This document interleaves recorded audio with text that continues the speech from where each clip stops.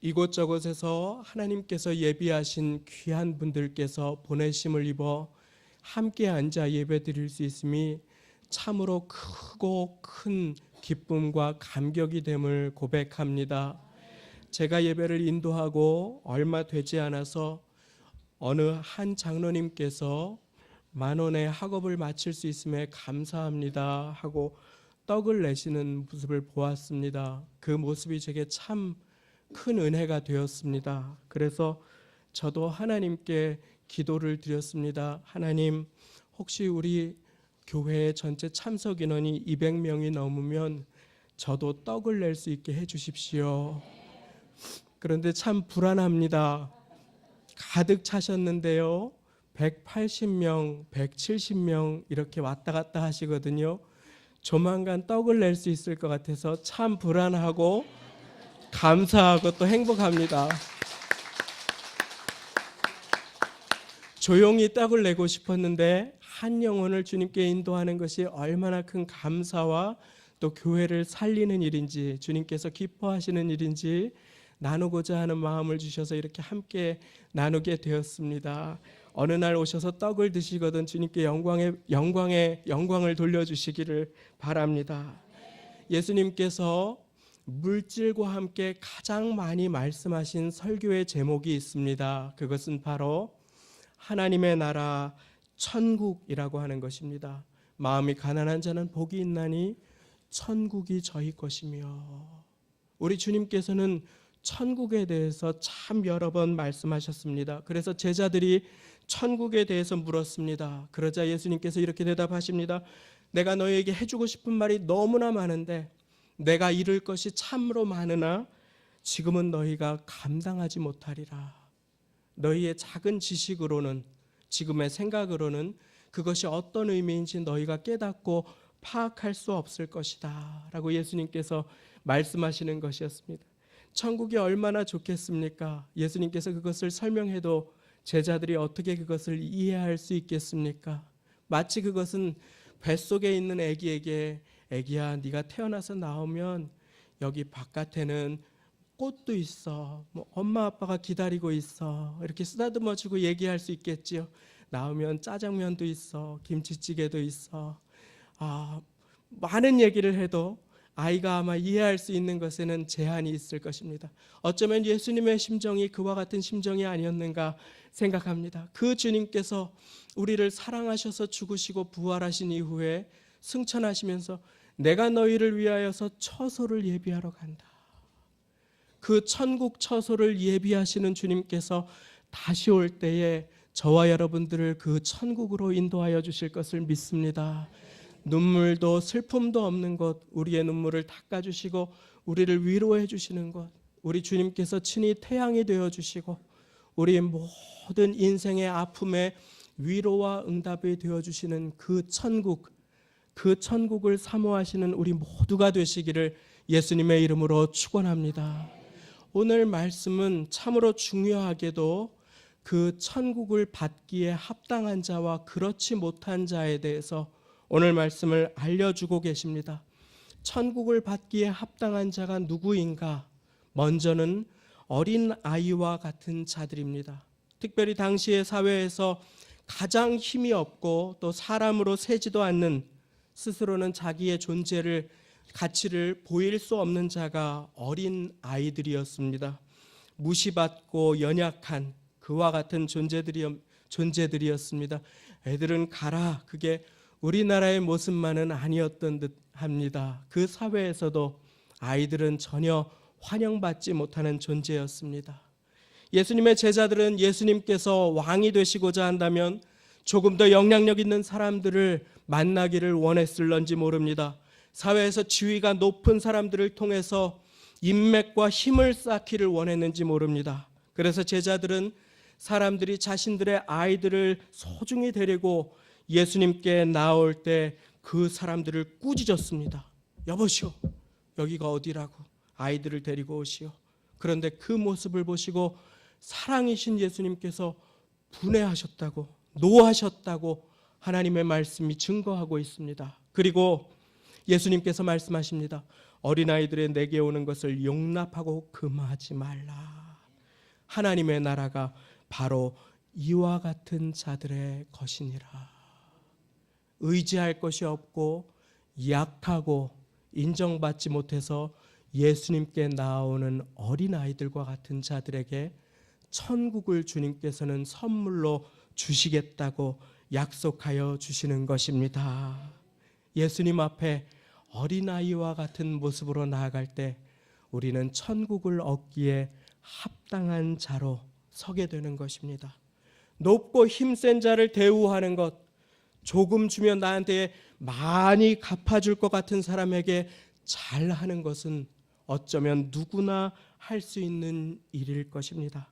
영향력 있는 자에게 잘 보이고자 친절을 베푸는 것, 그러한 사람들 곁에 있고 싶어하는 것은 어쩌면 누구나 하는 세상의 방식일 것입니다. 그러나 어렵고 가난하고 약하고 아프고 나에게 인내를 요구하고 나의 도움이 필요한 누군가를 가까이 하는 것은 쉽지 않은 일입니다. 그와 같은 모습으로 낮아지는 것은 더욱 어려운 일일 것입니다. 그러나 사랑하는 여러분, 우리 주님께서 하늘 보좌를 버리시고 저와 여러분들을 위해 가장 낮은 모습으로 이 땅에 오셨음을 믿으시기 바랍니다. 그래서 주님께서는 높은 자리, 인정받는 자리, 각광받는 자리에 계시지 않으시고 가장 낮은 곳으로 낮아진 그 자리에 계십니다. 강한 주님께서 약해지심은 바로 약한 저와 여러분들에게 주님의 강함을 주시기 원하심을 믿으시기 바랍니다. 이 땅 가운데에서 연약하고 두렵고 어려울 때마다 우리를 붙들어 주시기 위해서 주님께서는 우리 곁에 다가오신 것입니다.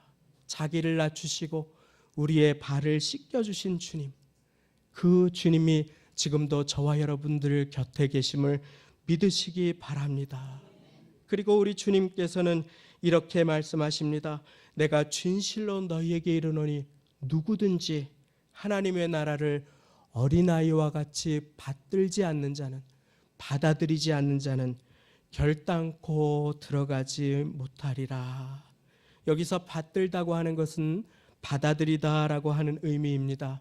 예수님께서는 천국에 가려면 누구든지 어린아이와 같이 하나님의 나라를 받아들여야 한다 하십니다. 그 말은 어린아이처럼 계산하지 않고 말씀 그대로 믿고 따르는 자에게는 누구든지 천국을 허락하신다고 하는 의미임을 믿으시기 바랍니다. 그러나 두 마음을 품고 계산하고 신뢰를 드리지 않는다면, 믿지 않는다면 천국이 그 사람에게 허락되지 않는 안타까운 인생을 살게 됩니다. 그러므로 천국을 얻을 자는 단순한 믿음의 사람, 순전한 마음으로 온전하게 주님을 신뢰하는 사람에게 천국이 임함을 믿으시기 바랍니다. 이 마음을 반 드리고 저 마음을 반 드리는 것은 결코 주님께서 기뻐하시지 않는 것입니다. 한번 생각해 보십시오. 제가 결혼해서 아내가 있습니다. 그렇게 안 보이시겠지만 그런데 제가 집사람에게 마음을 반 주고 바깥에 누구에게 마음을 반 준다고 하면 그것이 어떠한 사랑이겠습니까? 그것이 어떠한 삶의 모습이겠습니까? 성도님들께서 미소 지으시지요. 그런데 우리가 주님께 마음을 반 드리고 세상의 마음을 반 드린다면 하나님께서 그와 같은 삶을 통해 역사하시겠습니까? 결코 그럴 수 없는 것입니다. 하나님께서는 그와 같은 우상 숭배를 슬퍼하신다고 단순한 마음으로 순전한 마음으로 주님께 나아오도록 말씀하여 주고 계신 것입니다. 한번 들어본 적이 있으실 것입니다. 어느 집사님께서 산기도를 밤에 가셨다고 합니다. 산기도를 밤에 가시는 집사님이라면 얼마나 믿음이 좋으신 분이십니까? 나무 뿌리를 하나 뽑아내려고 산기도를 밤에 그렇게 컴컴한 중에 가시다가 발을 헛디뎌서 낭떠러지 같은 곳에서 그냥 그만 떨어지다가 겨우 주님의 은혜로 나뭇가지 하나를 붙잡고 대롱대롱 매달리게 되셨다고 합니다. 자, 그분께서 자기도 모르게 큰 소리로 외칩니다. 하나님, 저 좀 살려주세요. 하나님, 저 좀 살려주세요. 그랬더니 다급한 중에 들리는 음성이 네가 잡고 있는 그 손을 놓아라 라고 했답니다. 다시 한번 하나님, 아니 저 좀 살려주세요. 그러니까 네가 잡고 있는 그 손을 놓아라. 그래서 이 집사님이 마지막으로 있는 힘을 다해서 소리 질렀다고 합니다. 거기에 하나님 말고 다른 누구 없습니까? 거기에 하나님 말고 다른 누구 없어요. 그리고서는 겨우겨우 어떻게 하다가 힘을 빠져가지고 그 가지를 놓쳤는데 바로 한 뼘 밑에 평평한 땅이 있더라고 하는 것입니다. 아마 누군가 재미로 만든 얘기 같습니다. 그러기를 바랍니다. 그런데 그것이 종종 저의 모습임을, 또 우리의 모습임을 부인하기가 쉽지 않은 것은 웬일입니까? 우리는 어른이 되면서 스스로 지혜로운 채 할 때가 많습니다. 생각이 많아질 때도 있습니다. 그런데 사랑하는 여러분, 믿을 때는 한 마음이어야 합니다. 단순해야 함을 믿으시기 바랍니다. 단순하면 배움이 많지 않아도 쓰임 받습니다. 주님께서 기도 가운데 명하시는 것을 기쁨으로 즉시 순종하면 하나님께서는 그 사람을 통해서 일하여 주시는 것입니다. 그의 마음에는 천국이 임하게 되고 그는 천국 시민으로서의 합당한 인생을 살게 된다고 주님께서는 오늘 말씀하여 주시는 것입니다. 세상은 복잡한 것이 지혜로운 것이라고 우리를 속일 것입니다. 그러나 주님 앞에서는 단순한 한 마음이 주님께 합당함을 믿으시기 바랍니다. 주님을 믿는다고 하면서 계산하고 판단하고 의심하는 자들을 향해 성경은 무엇이든지 죽게 얻기를 생각하지 말라. 이와 같은 자는 두 마음을 품어 모든 일에 정함이 없는 자라고 말씀하여 주고 계시는 것입니다. 한 마음으로 주님 앞에 나아가면 응답받습니다. 주님만을 온전히 신뢰하면 천국 백성의 합당한 인생을 살게 됨을 믿으시기 바랍니다. 이렇게 주님께서는 아이들을 품에 안으시고 안수기도 하시고 축복하시며 아이들을 통해 천국의 합당한 인생에 대해서 알려주고 계십니다. 주님께서 자녀 삼으시고 친구 삼으신 기도의 동역자 되신 여러분, 약한 자를 기도에 품으시는 복된 우리 모두가 되시기를 예수님의 이름으로 축원합니다. 어릴 때 제가 자라날 때 동네에서 보면 좋은 어르신도 계시지만 어떠한 어르신들은 참 어린이들을 함부로 대하셨던 그러한 기억이 아직도 있습니다. 그런데 교회라는 곳을 초등학교 5학년에 처음 갔는데 입구에서 선생님들이 서서 아이들이 오는데 막 안아주시는 것이었습니다. 예수님이 너를 사랑한다. 아이들이 갈 때 막 사탕을 쥐어주고 기도해 주시는 것이었습니다. 어르신들 되시는 권사님들께서 끌어안고 기도해 주시는 것이 충격스러웠습니다. 머리를 쓰다듬어 주시고 그 냄새나는 아이들, 씻지도 못하는 아이들을 쓰다듬어 주시고 꽉 끌어안는 것이 얼마나 큰 충격이 되었는지 모릅니다. 이런 것이 천국이구나. 사랑하는 여러분, 우리 교회가 그와 같은 교회로 더욱 존귀히 쓰임 받으시기를 예수님의 이름으로 축원합니다. 어르신들을 공경하고 어린아이들을 존귀히 대하는 교회, 그 교회에 천국이 임할 것입니다. 주님께서는 그와 같은 자들을 천국을 주시겠다고 약속하여 주십니다. 그런데 천국을 유업으로 받지 못하는 안타까운 인생도 있습니다. 천국을 소유하기 어려운 자, 그가 누구입니까? 한 젊은이가 있습니다. 인생의 정점에 있는 너무나 건장하고 멋진, 닮고 싶은 한 사람입니다. 다른 복음서들에 보시면 이 한 젊은이는 높은 지위에 있는 관원이었으며 재물이 많은 사람이었다고 합니다. 건강하고 똑똑하고 잘났고 부유하고 높은 지위에 많은 배움을 가진 온전한 자, 세상의 가치로 따지면 모두가 부러워하는 사람이었습니다.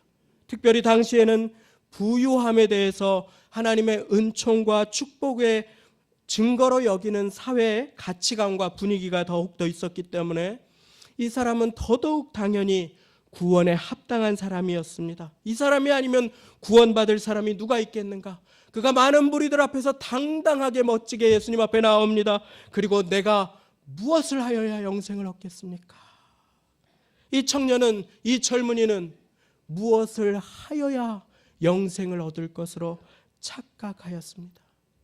아브라함이 하나님을 믿음에 하나님께서 이것을 의로 여기셨느니라.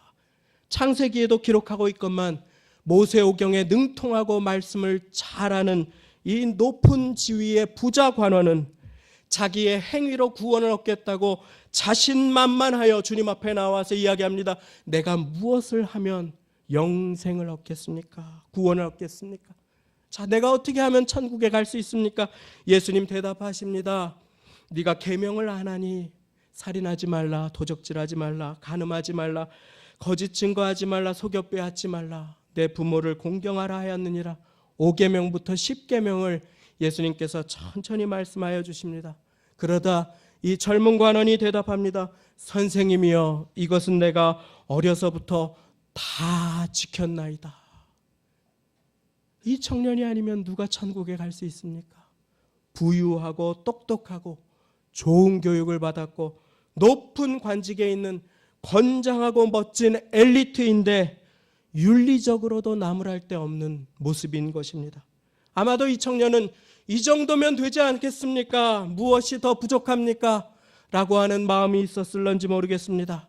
그런데 한 가지 큰 문제가 있었습니다. 이 청년은 주님 앞에 자기 의로움으로 나온 것입니다. 내 의로 구원을 얻을 수 있고 내 의로 천국 백성이 될 수 있다고 착각하여 나온 것입니다. 내가 의로우니 내 힘으로 영생을 얻겠다고 이런저런 계명들을 내가 다 지켰습니다. 그것도 어느 날 지킨 것이 아니라 어려서부터 쭉 지켰습니다. 나만큼 천국에 합당한 자가 있습니까? 또 무엇을 지키면 되겠습니까? 라고 주님 앞에 이야기하는 것입니다. 이제 예수님께서 대답하십니다. 네게 오히려 한 가지 부족한 것이 있으니 가서 내 있는 모든 것을 다 팔아 가난한 자들을 주라. 그리하면 하늘에서 보화가 내게 있으리라. 그리고 와서 나를 쫓아라. 아멘 하기가 얼마나 두려운 말씀인지 모릅니다. 얼마나 두려운 말씀입니까? 참 어려운 말씀이지요. 사실 오늘의 이 말씀은 가장 이단 공동체들이 애용하고 자주 사용하는 말씀 중 하나입니다. 어떤 이상한 이단 공동체들은 이 말씀을 사용해서 개인 소유의 재산을 갖는 것을 정죄하거나 금지하기도 합니다. 그리고 말합니다. 모든 것을 교주에게 바치지 않으면, 집을 빨리 팔아서 공동재산화하지 않으면 절대 천국에 갈 수 없다고, 구원을 받을 수 없다고. 그러나 사랑하는 여러분, 오늘 말씀은 절대로 그 뜻이 아닙니다. 예수님의 의도는 그것이 아닙니다. 하나님께서는 사도행전에 보시면 루디아처럼 자신의 재산이 있으나 그 소유를 가지고 그 집에 처소를 열어서 주님을 귀하게 섬긴 자들을 기뻐하시고 칭찬하시며 사용하여 주셨습니다. 주님께서는 규모 있게 주님의 것을 드리고 잘 살림하며 다스리는 것을 기뻐하시는 주님이 되심을 믿으시기 바랍니다. 그렇다면 오늘 예수님께서 하신 이 말씀의 뜻은 무엇일까요? 가진 것을 다 팔아서 가난한 자들을 주라. 그리고 나를 따르라. 우리 주님은 마음과 중심을 꿰뚫어 보시는 주님이심을 믿으시기 바랍니다. 주님께서는 외모로 사람을 취하지 않습니다. 주님께서는 이 잘난 한 엘리트 젊은이의 마음이 하나님이 아니라 오직 재물에 가득한 것을 보신 것입니다. 율법 준수를 통해 구원을 얻을 수 있고 나 정도면 충분하다고 자기 의로움에 가득 차 있는 그 마음을 주님께서는 꿰뚫어 보신 것입니다. 주님께서는 자기 의로 주님 앞에 나왔으나 그 마음은 재물과 욕심으로 가득 차 있는 청년에게 구원은, 천국은 자기 의로 얻을 수 있는 것이 아님을 가르쳐 주고 계신 것입니다.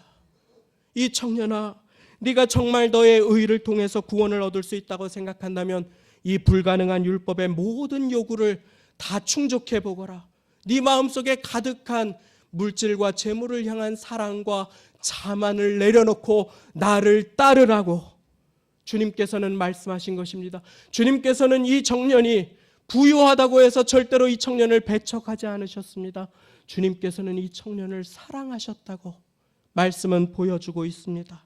다만 이 청년은 그 자만과 교만을 내려놓지 못했기에 주님께서는 구원의 방법을 이 청년에게 말씀하여 주신 것입니다. 구원은 내 잘남, 내 의로움, 나의 훈장, 내가 한 일, 내가 드린 돈과는 상관이 없는 것입니다. 구원은 예수님의 은혜로 받으심을 믿으시기 바랍니다. 너희가 그 은혜를 인하여 믿음으로 말미암아 구원을 받았나니 이것이 너희에게서 난 것이 아니요 하나님의 선물이라. 행위에서 난 것이 아니니 이는 누구든지 자랑하지 못하게 하려 함이니라. 우리가 천국이 백성이 된 것은 우리 주님의 택정하심을 따라 베푸시는 십자가의 은혜를 따라 된 것임을 믿으시기 바랍니다.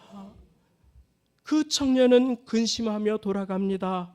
문자적으로는 율법을 지키려고 노력했고 사람들에게는 흠잡히지 않은 남들이 부러워할 만한 삶을 살았다 할지라도 자신의 마음 가득 채운 물질을 향한 사랑, 교만, 자만을 내려놓지 못하고 율법을 붙들었기 때문인 것입니다.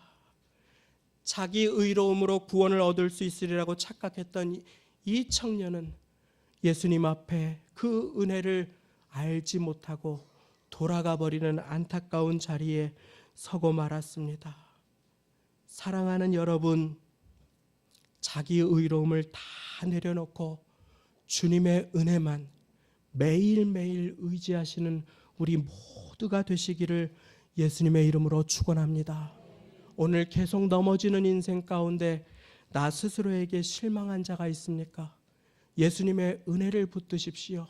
나에게 새 삶을 주시는 분, 나의 죄를 용서하시는 주님의 은혜만 한 번 더 붙들고 주님 앞에 나아가십시오. 혹시 나도 모르게 높아진 것 같은 감사를 잃어버리고 불평이 입에서 흘러나오는 사람이 있습니까? 다시금 주님 앞에 무릎 풀어 나아가 그 은혜를 묵상하시기를 바랍니다. 그때에 내 마음 가득 부어주신 주님의 은혜가 어린아이와 같은 연약한 나를 통해서 내 곁에 자녀들에게, 배우자에게, 주변의 사람들에게 넘치도록 부어지는 영광되고 복된 인생을 살게 될 것입니다. 우리 주님 앞에 어린아이와 같은 모습으로 서서 단순한 믿음으로 은혜에 감사하며 순종하시는 복된 모두가 다 되시기를 예수님의 이름으로 축원합니다. 함께 기도하시겠습니다.